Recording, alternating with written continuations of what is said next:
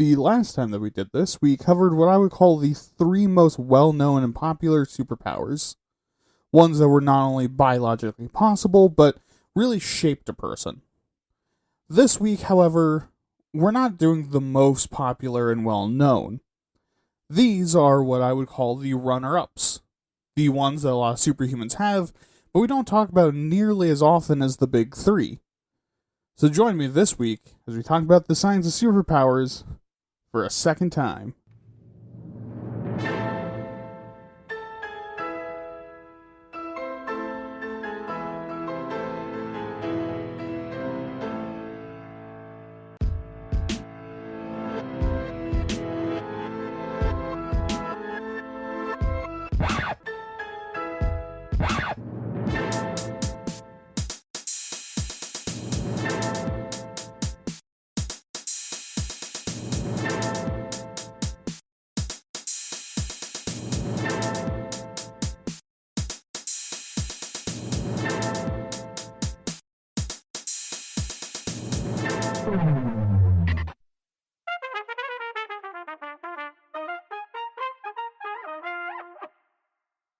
Hello everyone, and welcome back to another episode of Wait At.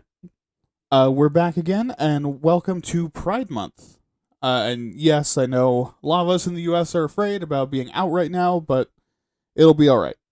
We can all be here for each other. This community will always be a safe place for us. But, getting to the normal introductions, I'm once again realizing that I'm running out of space in my little cave here.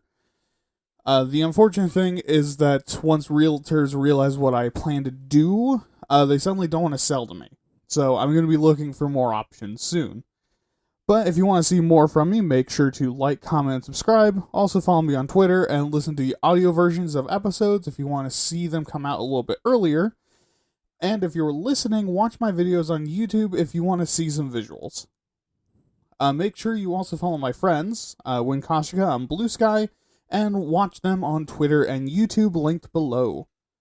Buy from Mystic Luna for all your jewelry and craft needs, and make sure to follow Captain Cupcakes for all your arting fix and hear some real righteous truth. She goes on rants sometimes, and it's very cathartic. But with that, let's get into the show. Alright, so this time around we're going to be talking about superhuman senses, regeneration, and vulnerability. And just like last time, this is going to get complicated. Again, I don't really know much, if any, of what I'm talking about. I have an English degree, for God's sake. I barely pass science classes more complicated than middle school before earth science. And while I love it, I'll let the big brain science nerds talk about that part of it. If you know more, you're more than welcome to reach out or comment. And if you're a science communicator, I'd gladly suck whatever you want me to, so that you talk about superpowers as well. Unless you're not into that. Just take it easy on me and know we're only dabbling in the most vague of science. This is more for fun and to get someone's creative juices flowing, to want to learn more about science as a vague general overview of how these things work, to people who otherwise wouldn't know. So let's get to it and begin with super senses. Now, to start off, we'll have to figure out what exactly the senses are we're going to be talking about and how far human biology can already stretch them. And, surprise, surprise, we're going with the classic five: sight, hearing, touch, smell, and the power of Grayskull. Also known as taste, but we all know the truth. Let's hop in with how sight works. Basically what happens is that your eyeball is very, very good at absorbing emitted light.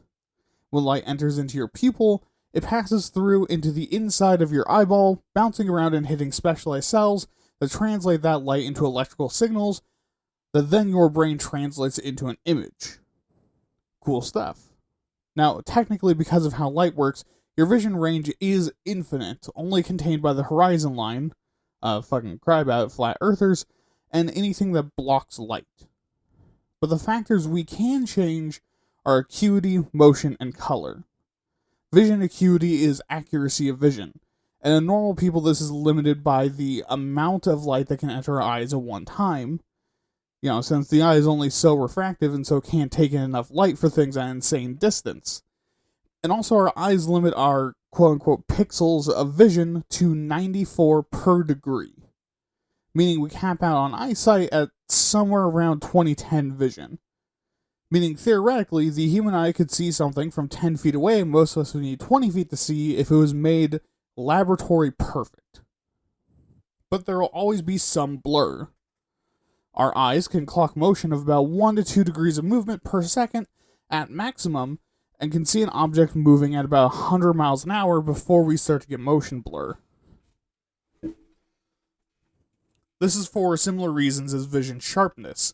There's only so much light our brain and eye can gather at once. And of course, we're capable of distinguishing between up to 10 million different colors. This is because, again, our eyeball structure. Hearing works by converting the compression waves of molecules in a medium we're in, or objects, into noise. This is done by vibrating the eardrum and middle ear bones with these compression waves. That vibration is then interpreted and amplified by the cochlea and the cilia in our ears into electrical signals, which are then turned into perceived sound. Using this, we can turn vibrations between 20 and 20,000 hertz into a noise, assuming that they reach our ear, and we can hear and interpret noise between 0 decibels and 194 decibels, and can differentiate a pitch difference of about 0.3%. Which, if you want to know what that means, don't worry, I gotcha. See, the hertz of a sound wave is how many vibrations occur per second. Low frequency is stuff that's deeper and bassier, like the rumble of an AC unit, your parents getting a divorce while you play Guitar Hero through the drywall, or poorly grounded electrical equipment. While high frequency is whinier, more piercing sounds, like computer fans on your childhood's shitty laptop, a smoke detector going off, or the soft, annoying ring you hear in your ears constantly after that one time in the army no one told you that the saw gunner needed to make the bad thoughts go away. Probably about his parents getting divorced while he played Guitar Hero. Decibels, meanwhile, are a subjective human scale of noise intensity, with stuff at 0 being the sound of all of your sins and embarrassing moments coming back to you when you don't have a constant stream of stimulation, also known as silence, while stuff at the maximum would be things like a jet engine or a noisy concert. Of course, you can hear above this, but the maximally loud noise you'd be able to hear is 194 decibels. Above that, in physics, stops being audible and starts painting walls with your head. For context, at 194 decibels, the pressure wave is so intense that it's creating vacuums between the peaks of each wave, and at 4 times the intensity, at 200 decibels, it's enough to make your lungs pop and create air embolisms in your blood. Something less horrifying is your sense of touch. Touch works by combining the receptor signals for pressure, texture, and temperature into electric signals. These signals then travel to your brain, which decodes them and looks through the Rolodex of matching signals and other sensory input to figure out what you're looking at. At the most sensitive parts of the human body, the fingertips and tongue in particular, you can detect features just 13 nanometers in size and can differentiate between objects as small as 2 millimeters. For context, with that kind of acuity, if Earth was the size of a soccer ball, you could feel the differences between a house, an apartment, and a mansion. Smell works by collecting airborne particles of material that have been shed off. These bind to specific receptors in the nasal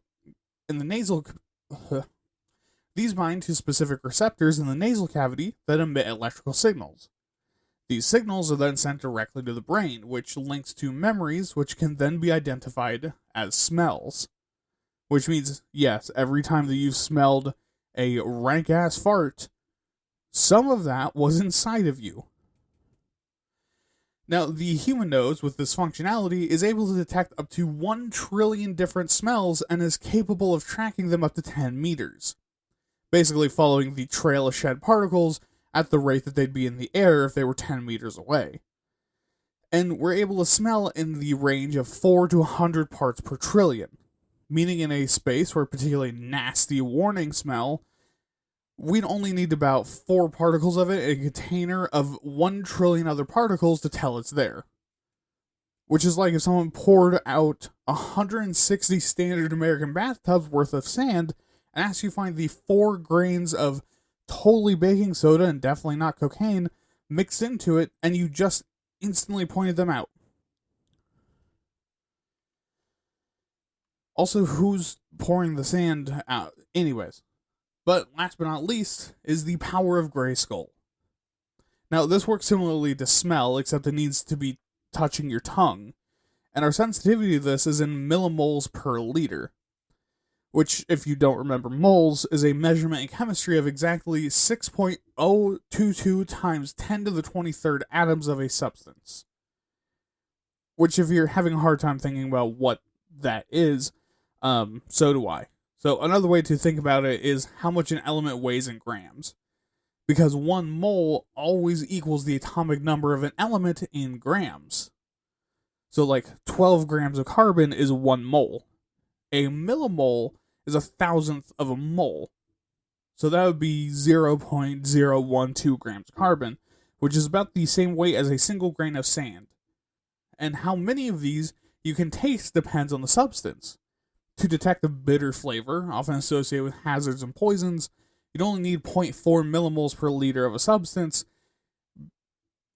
You'd only need 0.4 millimeters per liter of substance being consumed, which means just under a single grain of sand in a 2-liter bottle of soda. Or 10 millimoles per liter for sweet and umami flavors, like 20 grains of sand in a 2-liter bottle of soda. Which of these already sound incredible and superhuman? Yeah, you're right. They really are incredible, but they're clearly not good enough for us. So, let's go sense by sense and make them superpowered. But before we do that, how is that going to happen? Obviously some insane, crazy new biology, right? Right? Well, no, not really.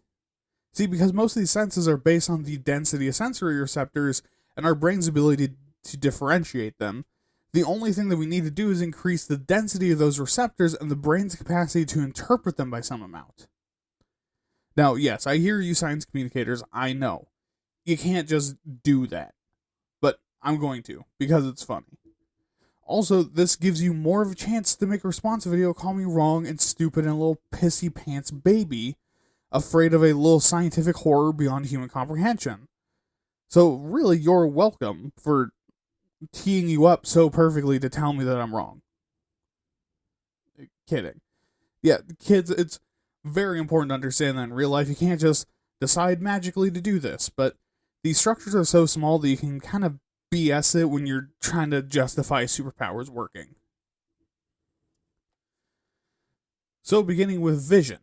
For this, we're going to be doing the classic eagle eye, which, given that they have 25 vision, that means we'll be quadrupling standard human vision, and thus quadrupling the light sensors in the eye to accommodate, as well as quadrupling basically every other sensor and process in the eye that contributes to vision, which would increase our color range to about 40 million colors. And our ability to see objects traveling at 400 miles an hour without motion blur, and detect motion as slight as 1/4 to half a degree of motion per second. So, for context, this means that you'd be able to see objects with the clarity a normal person sees from 5 feet away at 20 feet away. You'd also see a very vibrant world in which you'd be able to detect very slight color shifts in different colors. So much so you might be able to tell from sight alone when food is going bad or when autumn is approaching. At least much earlier than other people. But you'd also be able to see vehicles pass by you very easily and only see motion blur if they're at land speed record-setting speeds. Or you could watch a tennis ball fly through the air in 4K, and even someone's hand moving as little as 3/100th of an inch. But, Doesn't it sound a little overstimulating? I mean, actually think about it. You're not faster. You can't really do anything about it. What are you going to do if you can see someone driving at you at 160 miles an hour, read their license plate while they surgically remove your kneecaps with a Honda Accord? Sure, you can see for quite a long way, but again, you're good at reading distant signs, but it also means you're seeing a dude 50 feet away peeing into a bush with the same clarity as though you were peeing next to him. Which means you're seeing individual parts of the stream. And yes, you can see an ambush coming, or see people sneaking around, or even detect someone about to throw a punch before even trained fighters could tell, but unless you're planning to be in situations where ambushes and cheap shots are common, that's not particularly helpful. In fact, it's probably the opposite. I mean, imagine if I dropped you in the middle of a busy city at rush hour with this power. You would have a panic attack. This isn't a superpower, it's a disability. But maybe hearing is better. For this, we're increasing your hearing up to Daredevil's feat of hearing a human heartbeat from 20 feet away. For a normal human, this would be at -7 decibels, or just over 4 times more quiet than silence. This also means that your sensory range is a comfortable 7 times greater, meaning you can hear as quietly as 2.8 hertz and as high as 140,000 hertz. With a hearing range between -7 and 910 decibels, and the ability to distinguish the difference between pitches as low as 0.04%. At this range, you can audibly hear the real delta wave relaxation tapes on speakers designed to create vibrations at that level. As a side note, speakers built into phones, computers, and TVs aren't really able to vibrate at those frequencies, so those YouTube videos don't do anything. Unless you have the speakers that can reach that frequency. But you would also be able to audibly hear ultrasounds being used at the doctor's office. And also, because you're hearing a pitch difference that's less than 1 hertz from most sounds that aren't physically dangerous, you can tell the difference between the A440 tuning note on different specific instruments being played by different specific people. Like 2 violins tuned to A440 being played by the same musician back to back. But on the other hand, here's the problem. You can in fact hear a human heartbeat from 20 feet away. But decibels are logarithmic, which means it's to the power of the next decibel. Meaning that for you, something like rustling leaves, normally 23 decibels, is about as loud as someone whispering directly into your ear. Or normal conversation around 60 decibels is about as loud as using power tools without hearing protection. Which means you guessed it, it's not a superpower, it's a disability.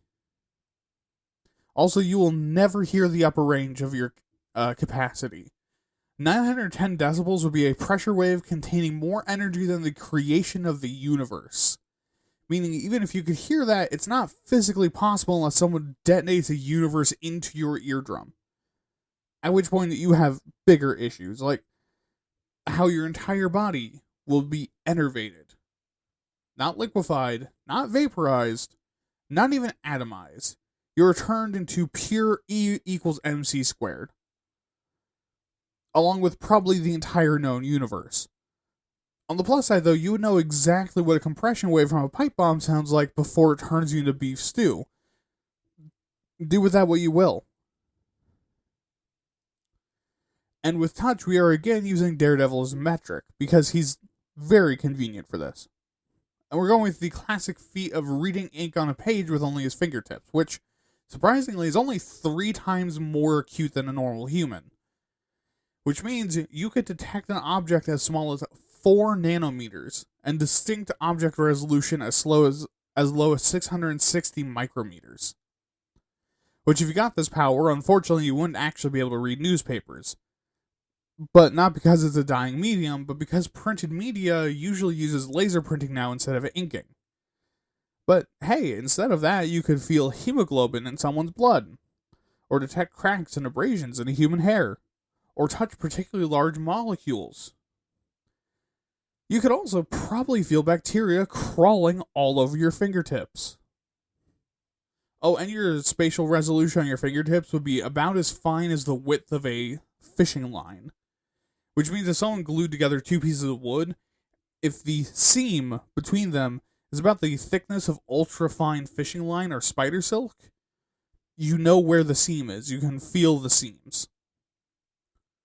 You would find the exact crease. And again, this is a disability. You can feel dry objects suck the moisture out of your finger. And if you have super hearing, maybe you could hear it too. Now, isn't that fun? For smell, we're going with a different superhero. Wolverine.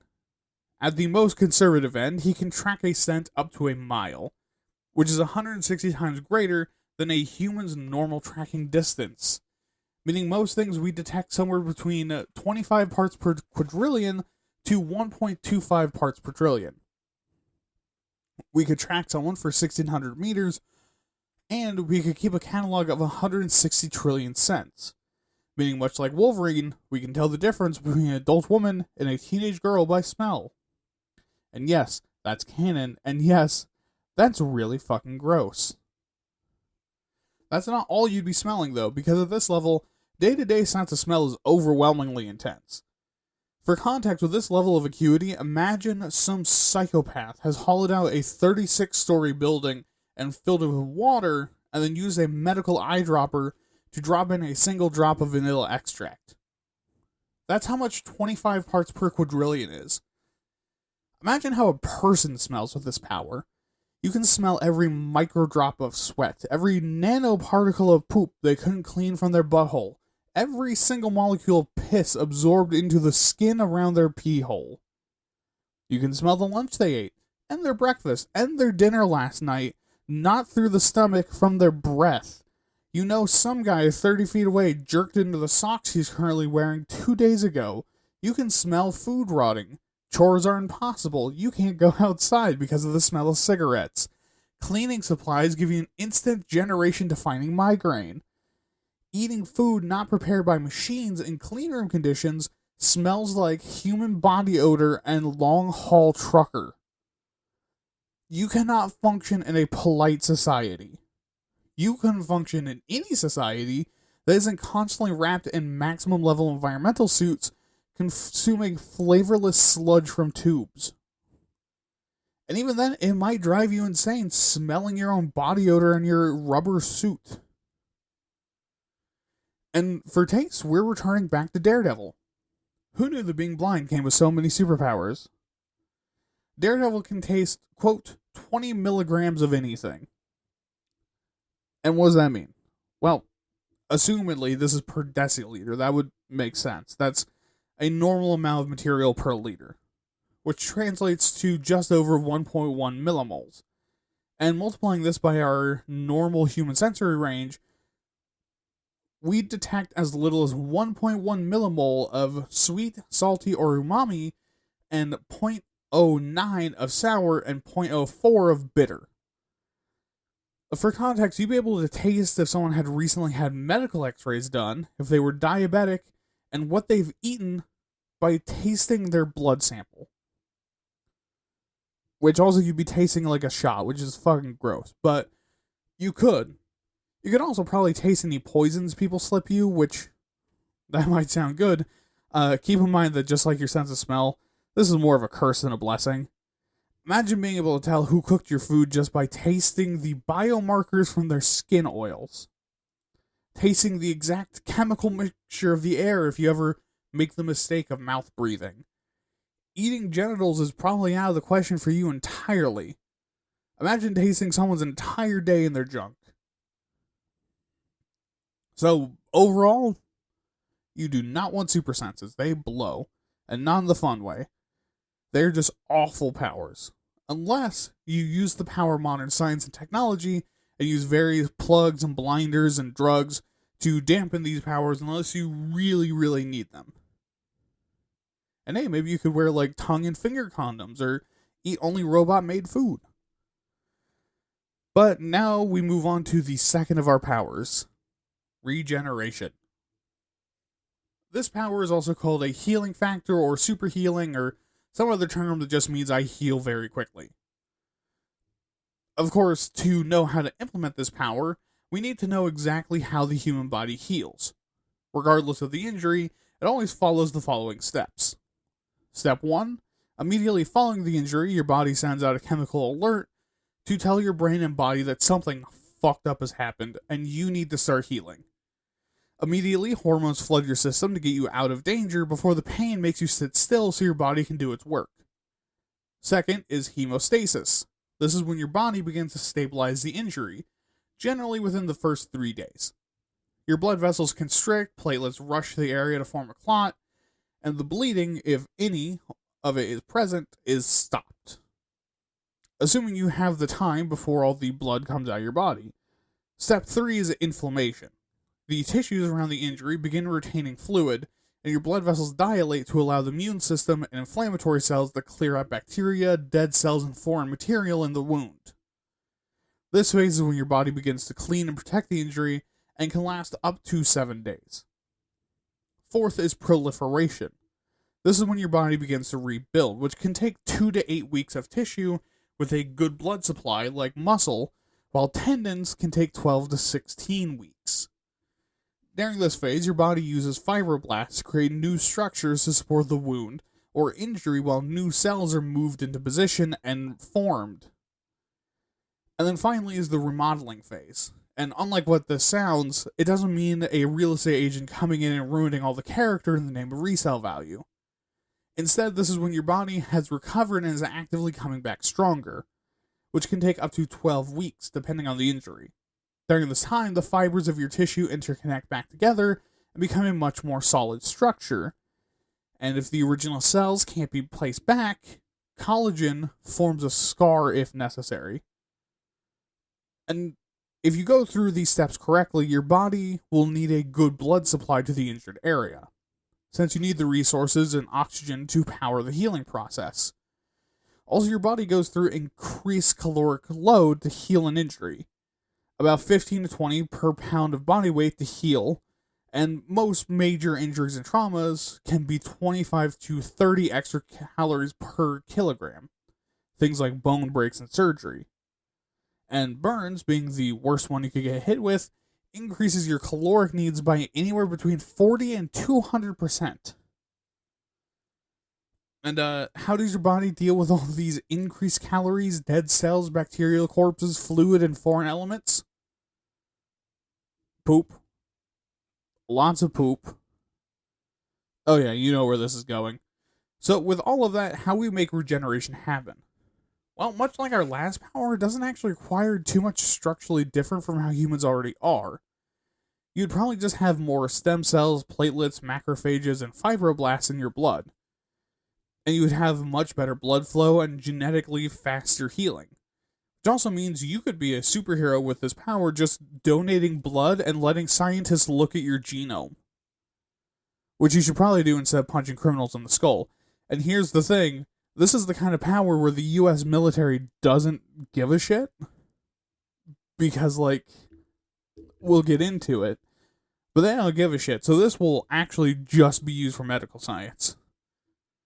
Now, this all sounds dandy, but there are some unfortunate side effects that make the US military not want to abduct you and rip you apart.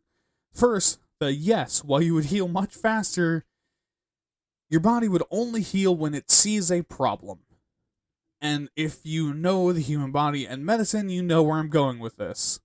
Chronic conditions like heart disease, diabetes, and chronic pain would only be healed when these natural state conditions can actually cause physical damage.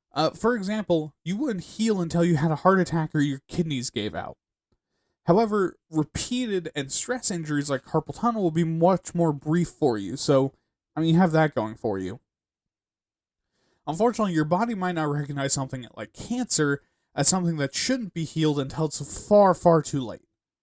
And because of your rampant cell growth, cancer might even be a given. For the other downsides, let's use an example injury. So let's say that you have a healing factor and you break your arm. A full rehab for most people can take up to 6 months, with 6 to 8 weeks of the bone re-knitting itself back together. For you though, let's say it takes 10 minutes for your bones to fully re-knit. for a healing factor of 8,064 times faster than normal human healing. This is fast enough that a minor cut would take about a minute to close up. You may not even notice it. But for this bone break, you'd be completely fine and ready to fight again in 40 minutes. Maybe.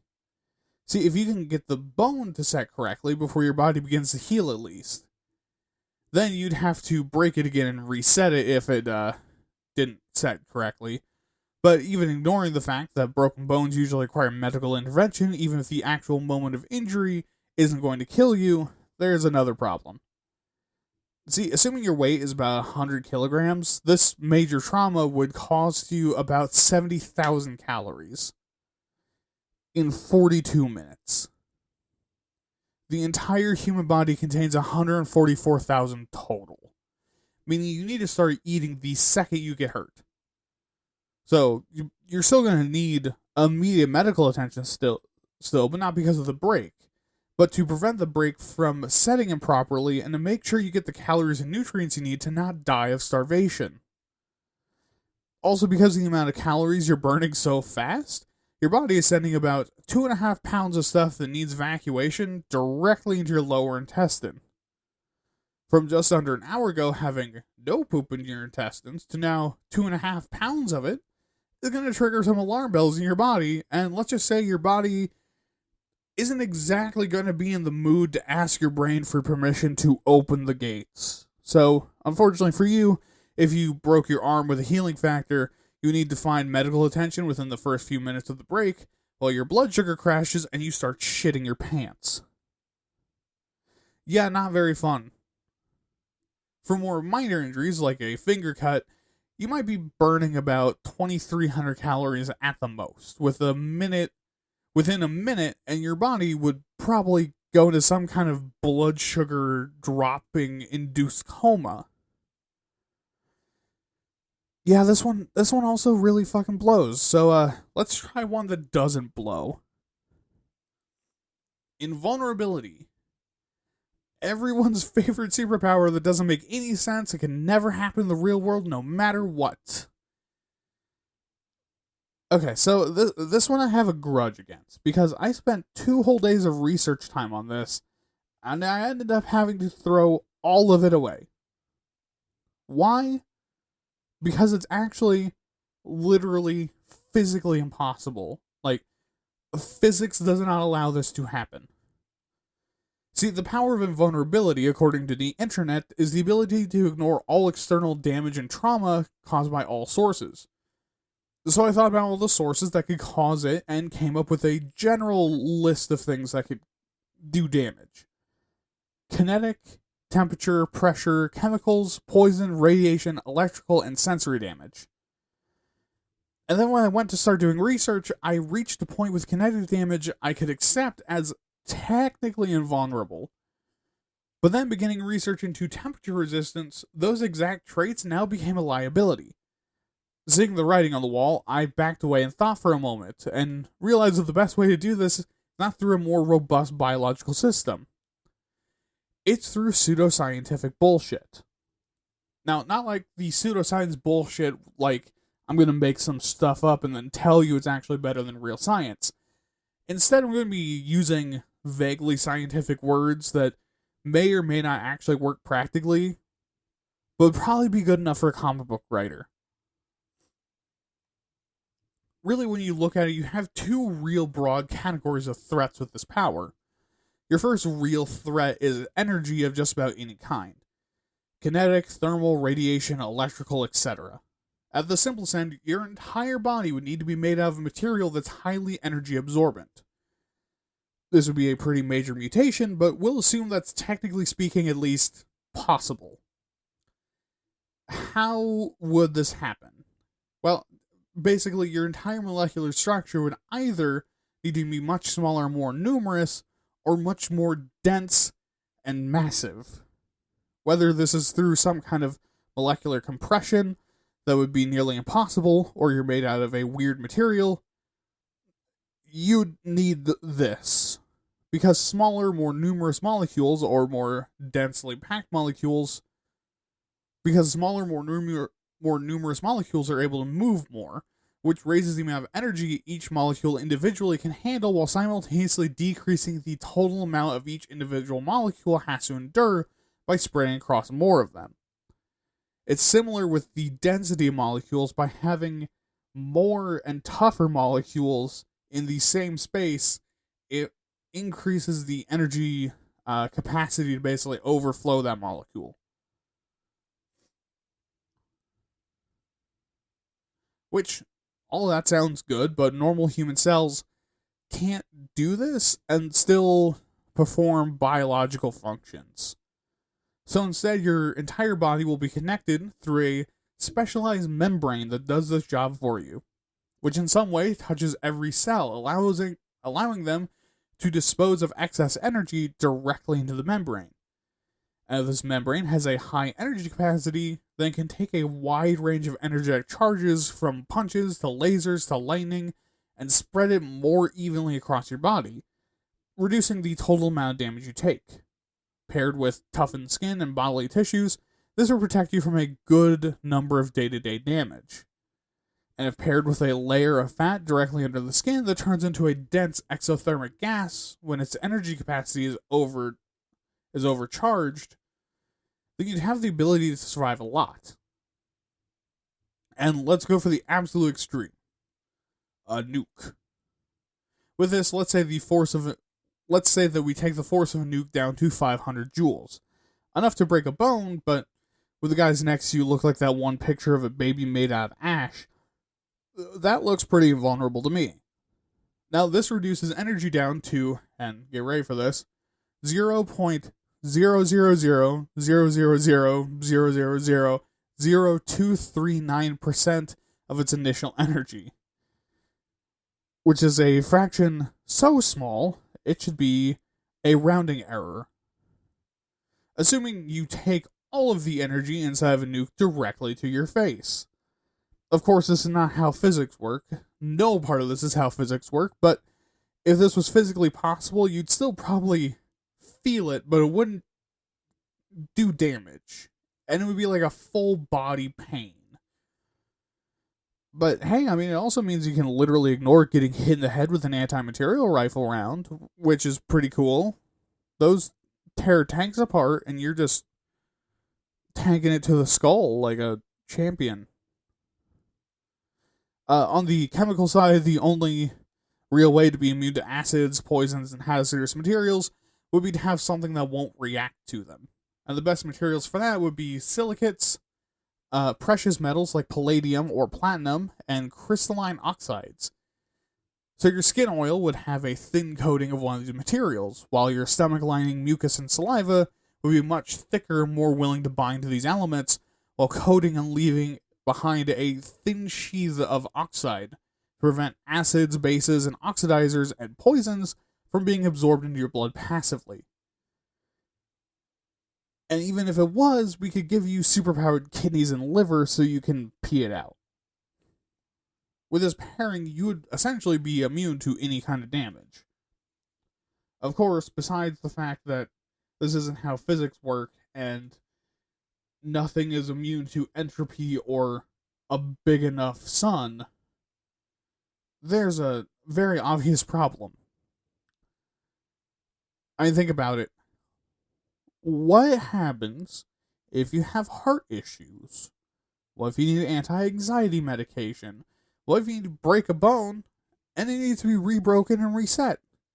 What if you get a hernia, stroke, appendicitis? The unfortunate truth is that having invulnerability is actually a pretty massive weakness.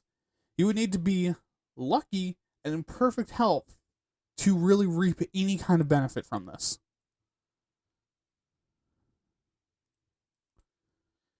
And, maybe that's kind of the lesson with today's powers. I mean, last time it was, wow, this would really suck to have, but you get to have superpowers and be super cool at least. But this time you could technically operate as a normal human in day-to-day life, but these superpowers are not the cool and flashy ones. No, these are the ones you do not want in real life. In fiction? Sure, but if anything approaching these superhuman abilities were real, you would do whatever you could to trade them away, and they'd be treated like diseases that needed to be cured. Anyways, thank you so much for watching and listening. If you have opinions, improvements, corrections, and anything else you want to talk about, comment below or email me at waytatpods@gmail.com. That is waytatpods@gmail.com. And remember to like, share, and subscribe for more. Also, follow my podcast feed for audio versions, and come back next time when we smush together action figures of your favorite superheroes. Have a good night, don't murder, have fun. And remember, no matter what disability you have in real life, you can still at least munch someone's junk. Poor Daredevil. This has been Why Are You Talking About This, and I've been your host, William. Good night.